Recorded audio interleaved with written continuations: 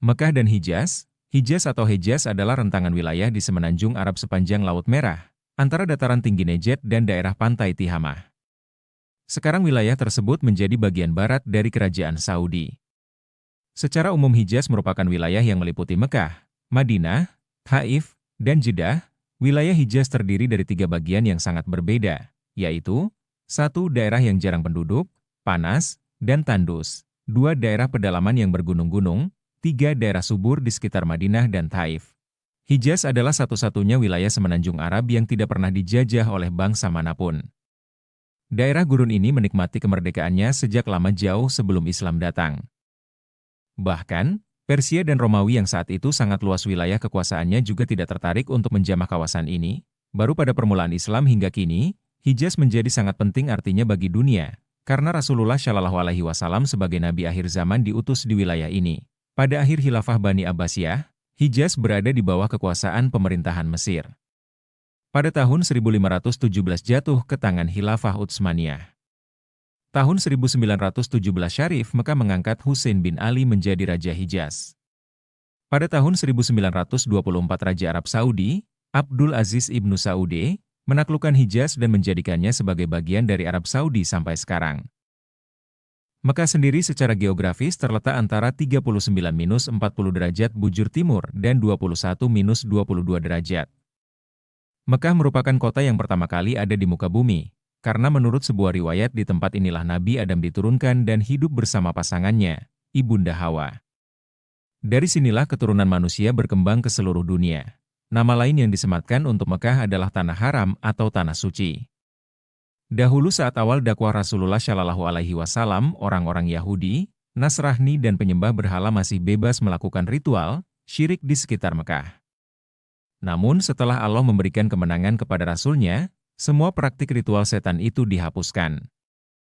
Ibadah haji yang dahulu dilakukan oleh orang-orang Arab dengan telanjang sudah tidak lagi diizinkan. Secara geografis, Tanah Mekah sangat mungkin terus berkembang. Namun Tanah Haram atau Tanah Suci tidaklah demikian, karena batasannya sudah ditentukan, yaitu dari arah utara Masjidil Haram 1 km, dari arah selatan 13 km dan dari arah barat 25 km.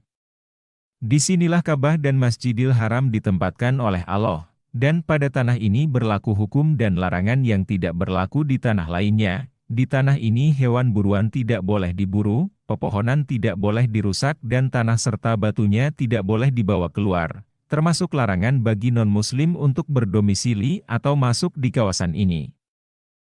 Mekah dalam sejarah kota Mekah tidak bisa dipisahkan dari kisah Ismail dan Hajar sebagai penduduk pertama kota ini yang ditempatkan oleh Nabi Ibrahim atas perintah Allah. Kota yang sebelumnya hanya hamparan padang pasir yang kering kerontang itu menjadi sebuah perkampungan ramai saat orang-orang Jurhum berdatangan dan kemudian menetap di sana. Pada masa berikutnya kota ini dipimpin oleh Quraisy yang merupakan kabilah atau suku yang utama di Jazirah Arab karena memiliki hak pemeliharaan terhadap Ka'bah. Suku ini terkenal dalam bidang perdagangan. Bahkan pada masa itu aktivitas dagang mereka dikenal hingga Damaskus, Palestina, dan Afrika tokohnya yang juga dinomorbatkan sebagai kepala kabilah Quraisy adalah Hushai yang dilanjutkan oleh Abdul Muttalib. Pada tahun 571, Nabi Muhammad lahir di kota ini dan tumbuh dewasa. Saat mendakwahkan risalahnya, kaumnya banyak yang menolak hingga akhirnya datanglah perintah hijrah ke Madinah. Setelah Madinah berkembang, Nabi Muhammad kembali ke Mekah dalam misi membebaskan kota Mekah yang kemudian dikenal dengan Fathu Mekah. Pada masa selanjutnya Mekah berada di bawah administrasi Khulafaur Rasyidin yang berpusat di Madinah, serta para khalifah yang saat itu berkuasa di Damaskus, dinasti Umayyah, Baghdad, dinasti Abbasiyah, dan Turki dinasti Utsmaniyah. Kemudian setelah hancurnya sistem kekhilafahan, kota ini disatukan di bawah pemerintahan Arab Saudi oleh Abdul Aziz bin Saud yang kemudian menjadi pelayan bagi kedua kota suci Islam, Mekah dan Madinah. Kota Mekah menjadi ibu kota Provinsi Mekah. Sejak tanggal 16 Mei 2007, yang diangkat menjadi gubernur provinsi tersebut adalah Pangeran Khalid Al-Faisal. Kota Mekah dikenal sebagai kota dagang. Pada masa lalu dikenal dalam rangkaian jalur perdagangan antara Yaman Mekah Madinah Damaskus dengan penghasilan sekali pemberangkatan kafilah dagang mencapai 600.000 pound. Selain dikenal sebagai kota dagang, Ekonomi juga bertumpu pada bidang pertanian dan peternakan serta pelayanan jasa untuk jamaah haji, di antaranya usaha perhotelan dan penginapan.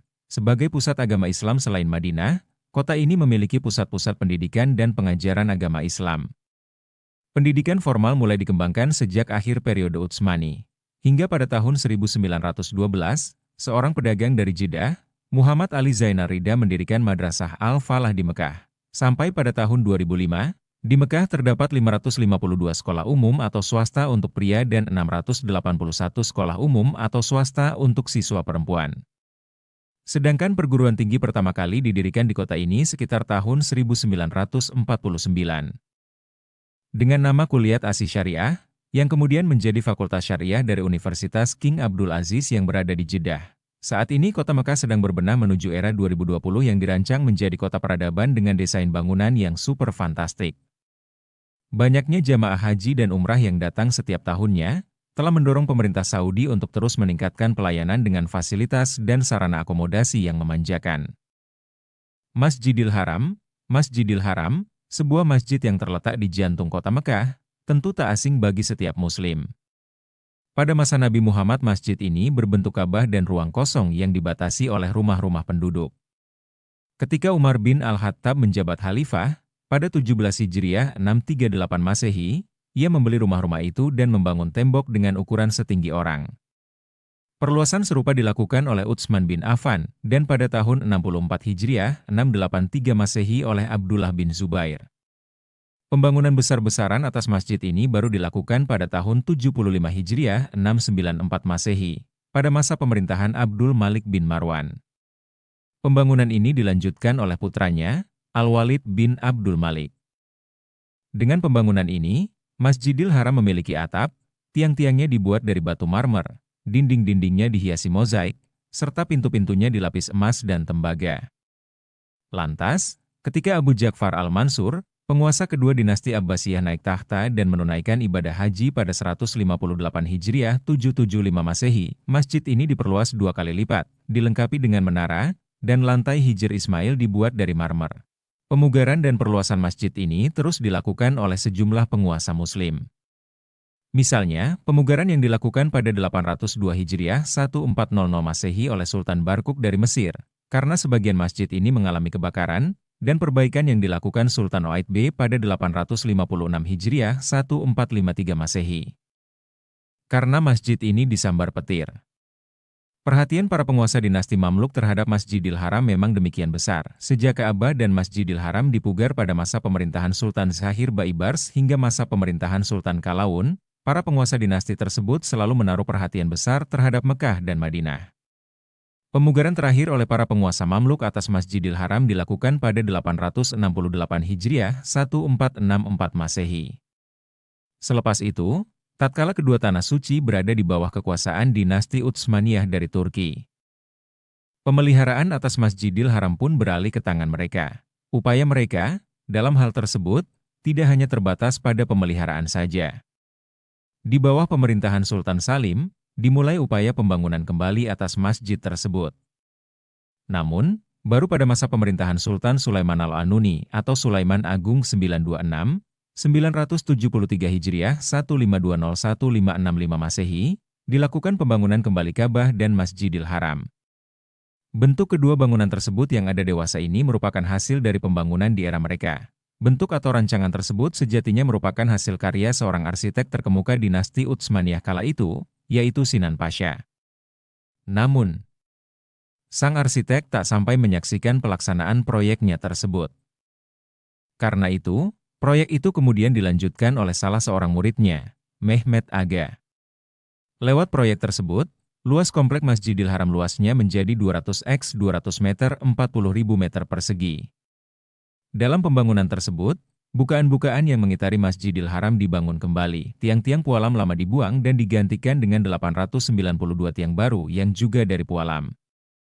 Di antara tiang-tiang tersebut, didirikan tiang dari batu pasir untuk menyangga bukaan-bukaan dan 500 kubah kecil yang dibuat dari batu.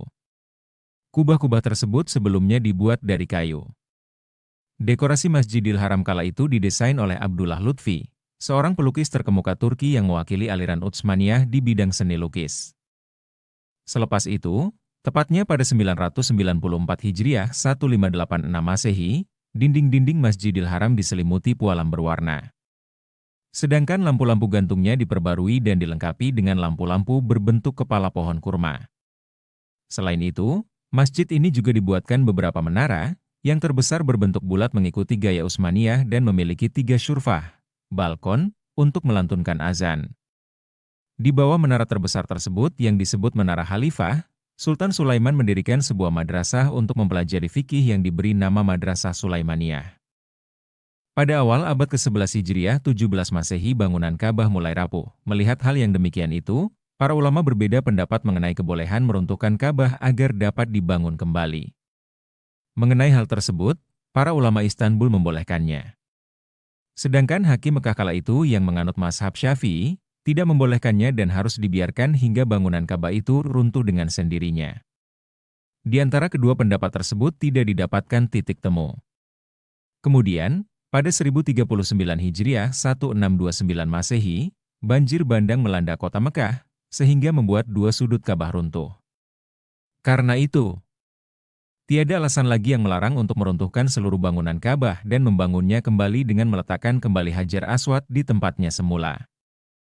Pembangunan kembali Ka'bah kala itu dilaksanakan para arsitek dan ahli bangunan yang didatangkan dari Istanbul dan Kairo.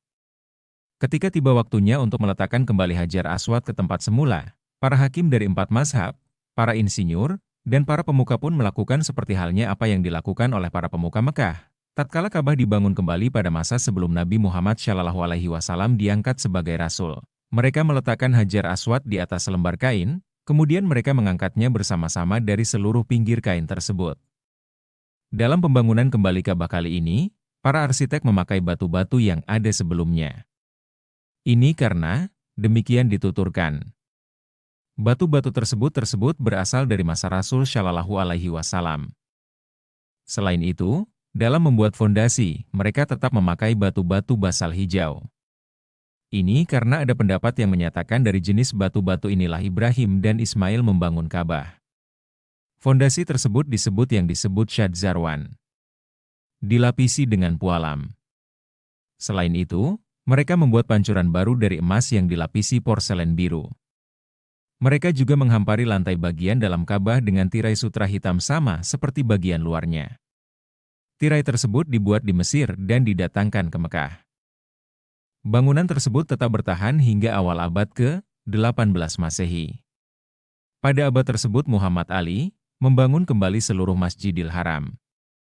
Pembangunan dilakukan pada 1237 Hijriah, 1821 Masehi. Pembangunan kembali seluruh bangunan Masjidil Haram dilakukan kembali pada Februari 1958, tepatnya pada masa pemerintahan Raja Saudi bin Abdul Aziz. Proyek tersebut dipimpin langsung oleh putra mahkota, Faisal bin Abdul Aziz, ini yang merupakan saudara sang raja. Setelah pembangunan tersebut, Masjidil Haram tampil dengan bentuk baru yang sangat indah dan menawan. Kemudian, di masa Raja Fahd bin Abdul Aziz, Masjidil Haram memiliki ruang sebuah sholat seluas 76.000 meter persegi.